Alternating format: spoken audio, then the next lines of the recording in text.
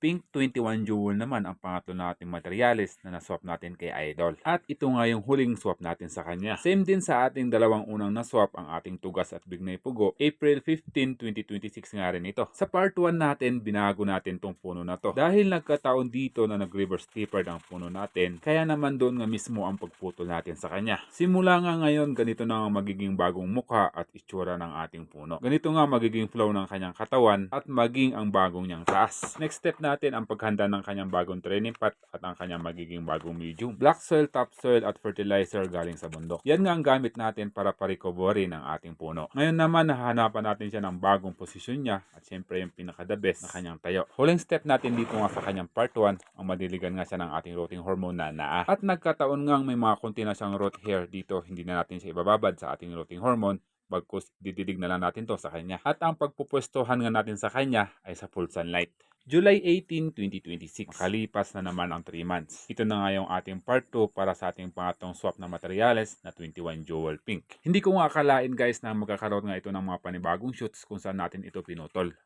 Ini-expect ko talaga dito na grafting nga ang mangyayari sa kanya. Sa kadahilan ng wala nga akong nakikitang mga nodes sa bandang ibaba nito. Pero di ko sukat akalain nga natutubuan ito ng mga branches kung saan nga natin ito pinutol. Sa kanyang 3 months mukhang napasobra ang pagpapalago natin sa kanya. Mahirap din kasing event ang mga branches ng mga 21 jewel kapag may katabaan na ito. Bago natin sisimulan ang ating unang hakbang, tatanggalin muna natin lahat ng mga damong tumubo dito para naman kaya-aya at malinis nga tayong gumalaw sa una nating hakbang dito. Ngayon nga malinis na ang ating puno, oras na para simulan natin ang unang hakbang nito. Sa 3 months sa paghihintay natin, meron ngang 10 sangang tumubo dito. At sa 10 sanga, 3 lang ang maiiwan dito. Gamit nga itong tool natin na concave cutter, magba-branch selection na nga tayo. Tatanggalin na nga natin dito yung 7 hindi natin kailangan.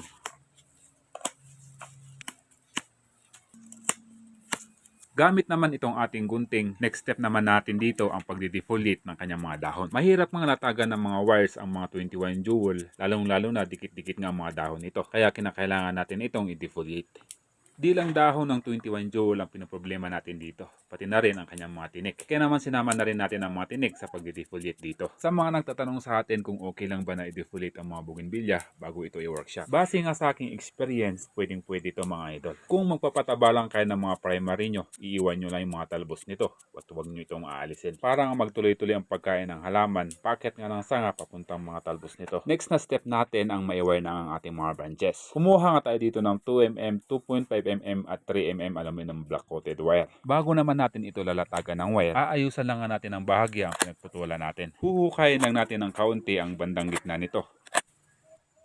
At ganito na nga magiging itsura ng pinagputulan natin. Paraan nga ito para mas mapabilis ang paghilom ng ating sugat. At ngayon pwede na natin itong latagan ng aluminum wire. Sa taba naman ng branches ng ating 21 jewel na bougainvillea, may sukat nga itong 2mm to 2.5mm. Kaya naman ang sukat na ginamit natin dito sa ating wire ay 3mm. Sa 3mm natin na aluminum wire, kayang-kaya na nitong baloktutin, pasayawin ng ating mga sanga na nasa 2mm hanggang 2.5mm. Ingat lang tayo sa pag-wire dahil matinik at crunchy ang mga sanga ng mga bougainvillea. At dahil nga madumi ang puno ng ating bougainvillea, dito lilinisin muna natin ito. Gamit nga ang malinis na tubig gamit ang buti ng RH at syempre itong ating brush. Yan nga ang ginagamit natin para maglinis ng ating mga puno. Maliban sa mapanatiling malinis ang ating puno, may iwasan nga rin ang pagdapo ng mga insekto maging ang mga aphids dito. Bago matapos ang lahat, huwag natin kalimutan ang cut paste natin. Napakahalaga nito sa ating mga pinagputulan para hindi nga ito ma-dehydrate at hindi nga rin ito mababasa ng tubig dahilan para sa pagkabulok nito. Ito na nga ang kinalabasan ng ating pag-workshop. Ito naman ang ating magiging first branch, back branch natin, at ito naman yung ating branch na magtutuloy sa ating trunk. At dito nga tayo kukuha ng kanyang second branch to third branch hanggang apex natin. At ilang taon naman bago natin aabutin ang part 3 nito. Dahil papalargahin natin ng todo ang tatlong primary branches natin na to. Hanggang mahabol nga natin ang 30% to 50% sa taba ng kanyang trunk. At ngayon, ito na ang magiging flow ng ating puno. Ayan nga guys, aabangan pa nga rin natin ang part 3 nito hanggang sa masilayan natin ang kanyang mga bulaklak at mabuo natin bilang ganap na bonsai.